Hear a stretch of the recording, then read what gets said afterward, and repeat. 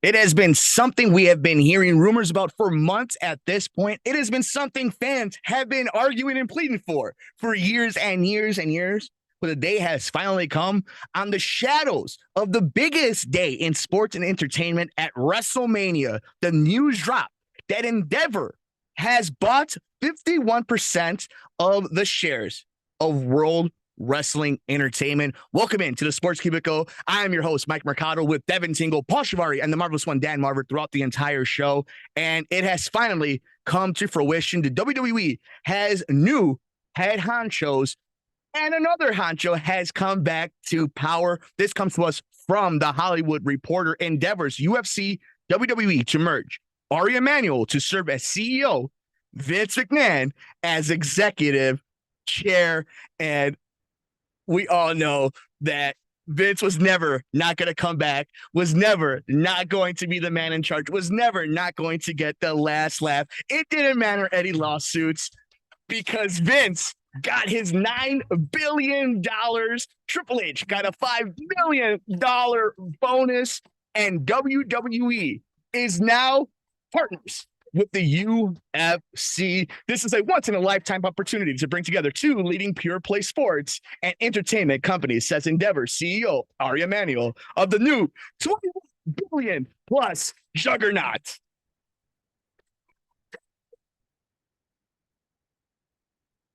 Unbelievable. Devin, we'll get into some of this article on what this actually means, the importance on both sports and entertainment, but your initial thoughts of WWE now under the same umbrella as the UFC.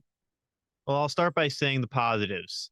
They did not sell it to the Saudis. And I think that's where we end on the positives there, Mercado here. And I mean, I don't want to say everything else is negative. It's just very kind of meh in the sort of state we're in right now. We don't really know what to expect. I mean, yes, Endeavor has done a great job with UFC, and UFC and WWE compared to each other so much.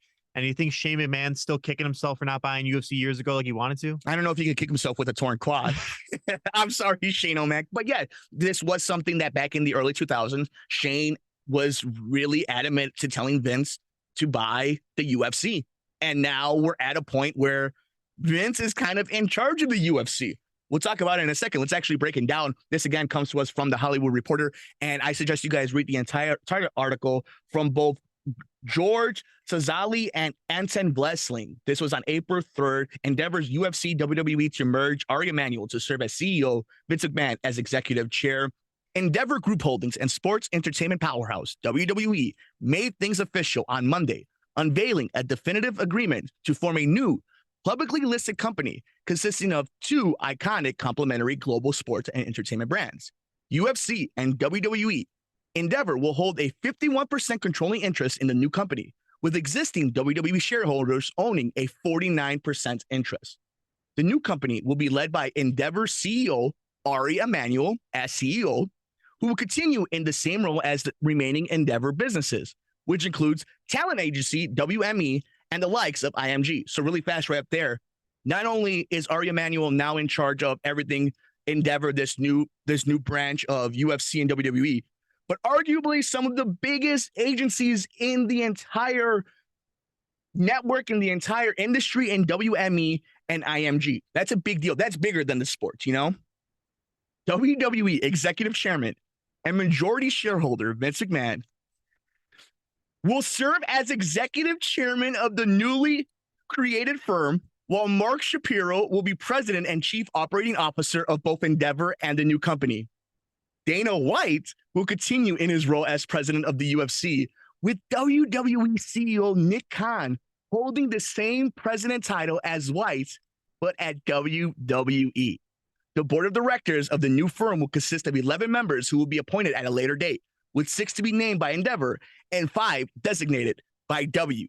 And there's an entire article talking about the evaluation, how it's combined worth $21 billion. But the fact that if you're a wrestling fan, you know how much there's always been a rift between Dana and WWE at some points, even though there's a lot of the same showmanship in the UFC, MMA world, and the WWE. But now Vince McMahon didn't buy the UFC, but he made $9 billion, is now in charge of Dana White and the UFC. So if you look at the flow chart, Vince is in charge of all this. And I think what's really interesting, and I want to just say this up front, I think now it gives us the answer of why Endeavor didn't say anything when Dana White and that video of him slapping his wife came out.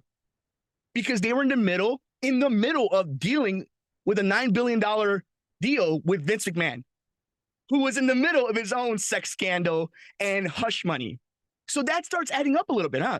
This all sounds on par for WWE. Let's be real here, Mercado. Like, this sounds like a storyline. If anything, it's like one dude smacks his wife, and it's like, oh, we're gonna ignore this because another man's getting charged with the sexual, assault accusations. But really, this just sounds like Vince McMahon found a way to have his cake and eat it too. And granted, this does also mean Vince McMahon does have bosses now, which I don't think he ever had, for the past 60 some years he's been in charge here.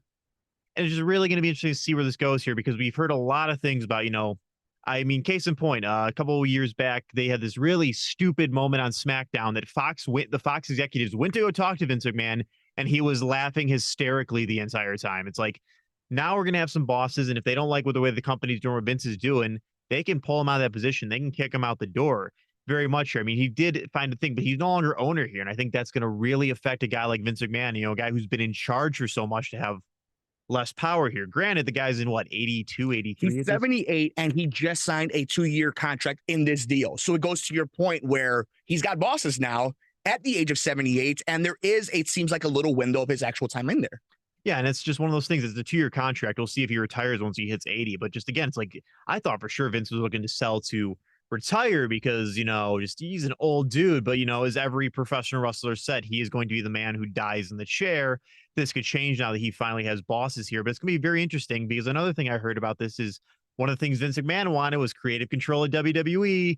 And if you saw this week's Monday Night Raw, did you definitely see that Vince is back in the creative thing? But I do want to ask you this, Mercado. How long do you think it's been kind of proven here, but do you think they wait until after WrestleMania to make this big announcement? I think this was a WrestleMania announcement. This was the same thing as when Vince bought the WCW. Whenever they have like a big XFL announcement or something, they use their biggest platform, which is WrestleMania. And if you're a wrestling fan, the storyline stuff that starts happening where you're like, well, that was a weird decision. That was a weird Monday night. I think it goes into, there was the SEC violations they were talking about, that if Vince went back to creative control, and it would be of violations, federal violations, they could. And all that kind of changed when he sold his shares before this deal happened. And now that he's been appointed and it's a new company, and I think it changes a little bit about his day-to-day input. Now, there was an interview that came out on CNBC, which timed out perfectly when two things. All the panelists that did the interviewing, and you and I are in the business of broadcasting and interviewing, and we try to be as transparent as we are. We were transparent when it came to the Brandon Johnson stuff in the Chicago mayoral election. CNBC is interviewing Vince McMahon and Ari Emanuel, and guess who represents all the broadcasters on that broadcast interviewing Vince McMahon and Ari Emanuel? Yes, that's right, Endeavor. So it is interesting when the timing of that interview and it coming on the Saturday of WrestleMania. So I wonder, in that interview, he talks about how he has input on the major stories on top. And then I start wondering, well, does that mean that the only reason it felt like a Vince McMahon Monday Night Raw was because they were all in LA together? Will he be there in Des Moines, Iowa? Will he be there in Green Bay, Wisconsin? Like, I don't know if he's going to actually, because now he's in charge of the UFC.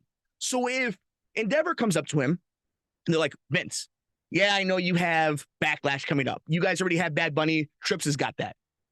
We need you to sell the heck out of Nate Diaz versus Conor McGregor like we've never done before. And we need your production team, the greatest production team that makes horrible storylines look amazing for 4 minutes before a match happens. Do you think maybe that's where his attention goes? I mean, it's definitely plausible here. But yeah, look, Vince has a team of a bunch of people and that sort of thing here. And with UFC, it's a little bit more different, because what's the storyline in UFC? I'm fighting you because I want to fight you, and I'm in contention. We've won the same amount of bouts.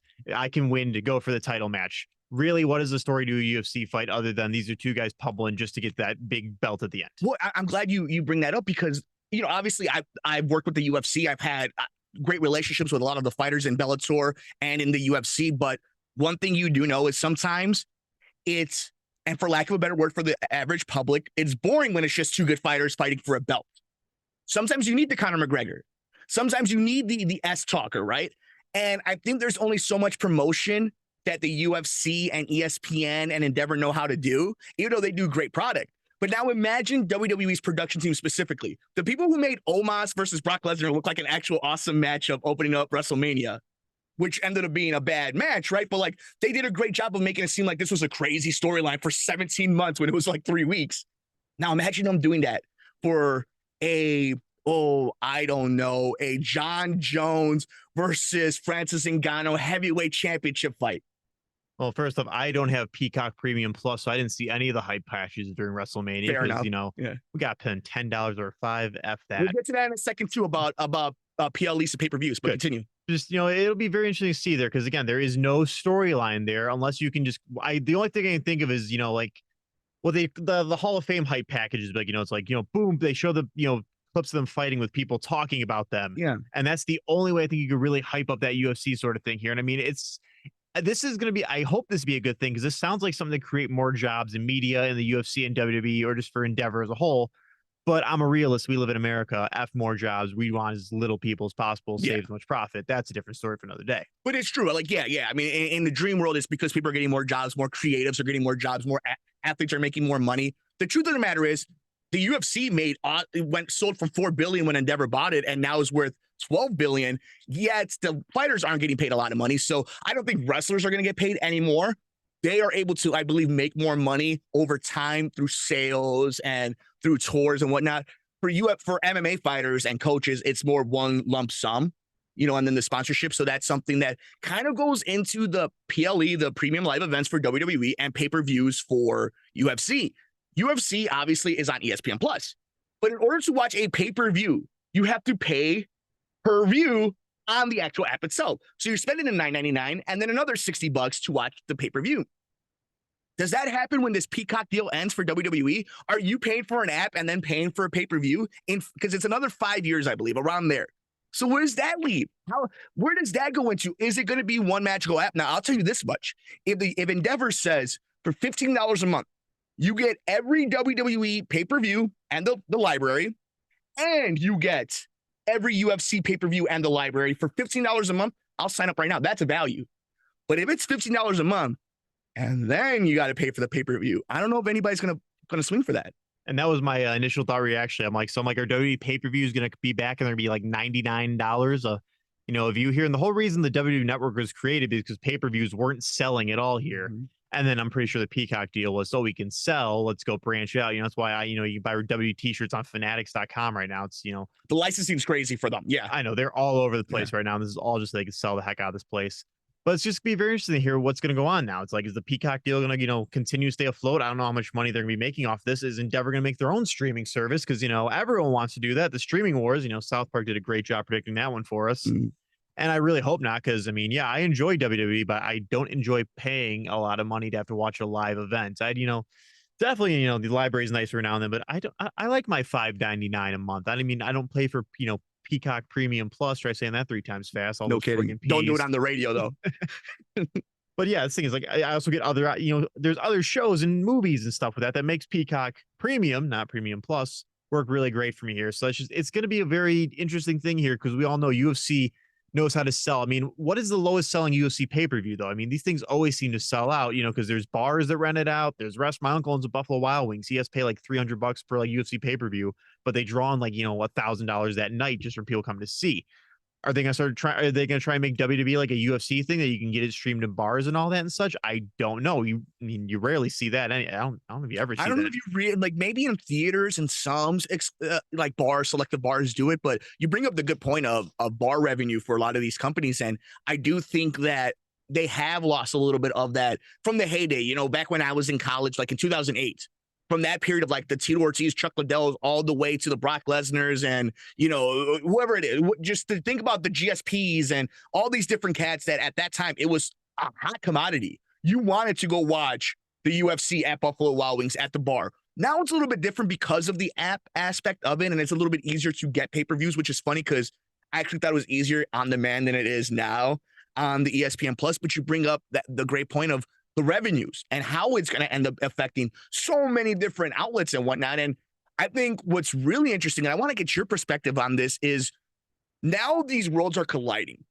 And we're breaking down the huge news both in the sports and entertainment world as Endeavor has bought the WWE, now 51% shareholders of the company, and merging a new company, NewCo, with the UFC and WWE. Ari Emanuel going to be in charge of the entire thing. But Vince McMahon, the guy underneath him, now in charge of UFC and WWE. It seems like Nick Khan and UFC and Dana White respectively for WWE and UFC as the president. And we're breaking it all down here on the Sports Cubicle with the Marvelous One, Dan Marver, Devin Tingle, Paul Chivari, and myself, Mike Mercado. But these worlds are colliding. And we know that they were trying to get into the sports betting world.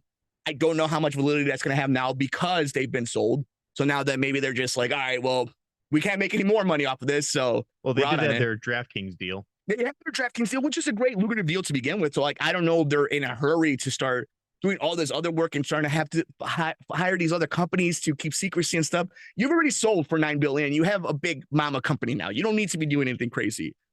But I do think that now you're going to see the merger of, oh, Connor's at Monday Night Raw in LA today.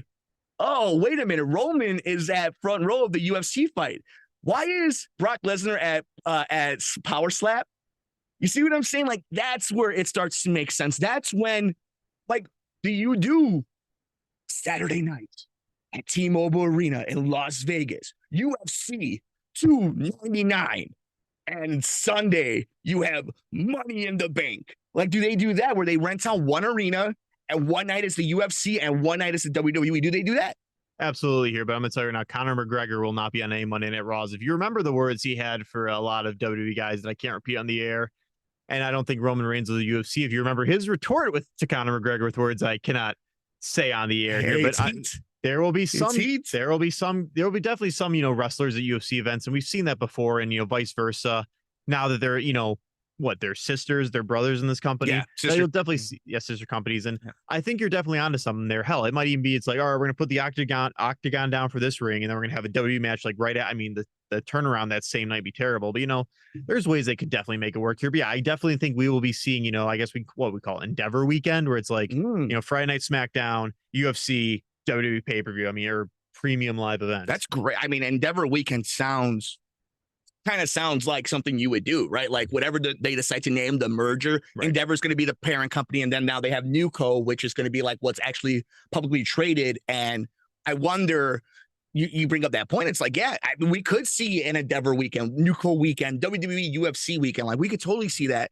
And I wonder what this means for both Bellator, PFL, anything that you're doing with like ONE FC and AEW. It's like now the number one mixed martial artist company and the number one sports entertainment wrestling company are brothers and sisters. They're sisters. They're siblings. They live in the same household. What do you do? Like, obviously, you're not going to see Bellator, CBS, and Croker go to Tony Khan, but like, what do you do? Like, now you're definitely behind the 8 ball in both aspects. Well, first off, I will say CM Punk is run out of companies to go to. You better not burn this AEW bridge here. But there's going to be some guys that'll probably be upset about this. But I really don't see a mass exodus of guys leaving. If anything, this might I was going to say maybe help make guys make more money. But let's be real here. We all know how these big companies work. No. We're going to give them as little as you can. But I don't exactly. Again, Vince McMahon's fully in charge here, so it's not like much is going to change with the UFC guys' contracts or anything like that. But it'll be just, interesting to see what's going to happen with everyone, hearing about.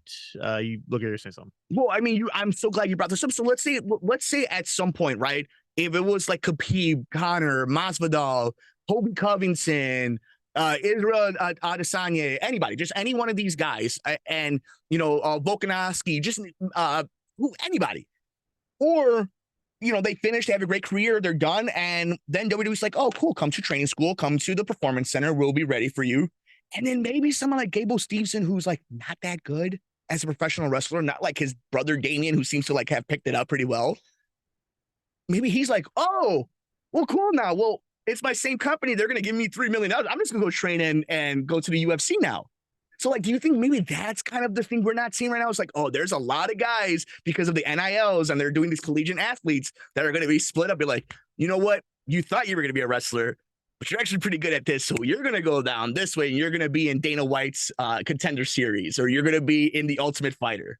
Now, I definitely think the other way around is we've seen several UFC guys, Ronda Rousey, Shayna Baszler, do the thing of UFC to WWE, which really makes a lot of sense. Go from really hurting yourself to only kind of hurting yourself here.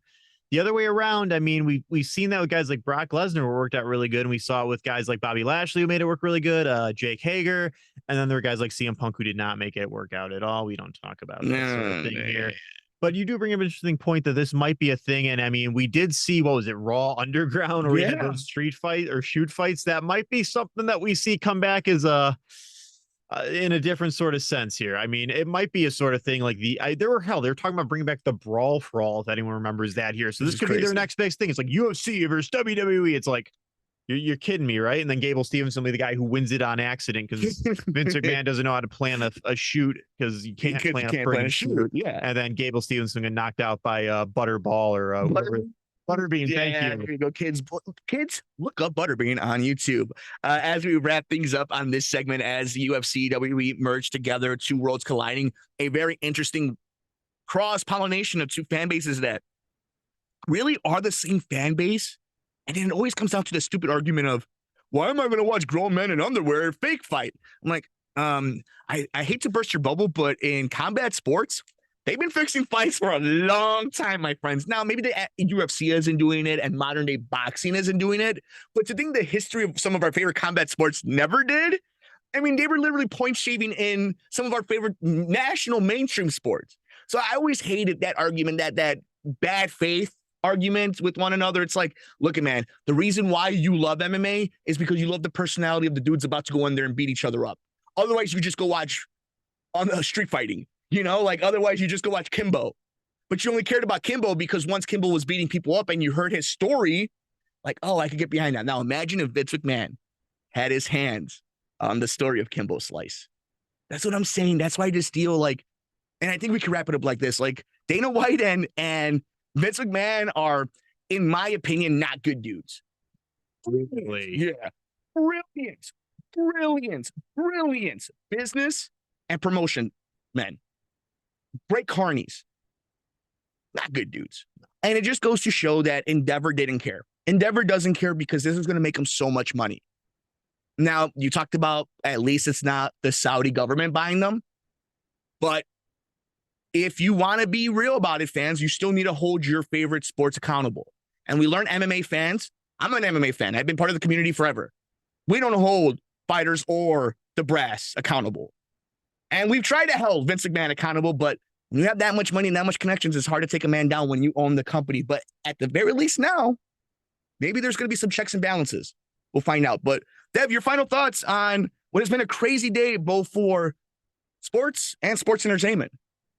I won't say it's going to be exciting, but it's definitely going to be interesting to see how the next few months, then when this deal's finally, wrapped up or, fully in the flood, it'll be interesting to see just, I guess, how next year's WrestleMania goes. Really, I'm going to be interested to see here, but it's just, we're definitely seeing that Monday night. We kind of saw that different side of WWE.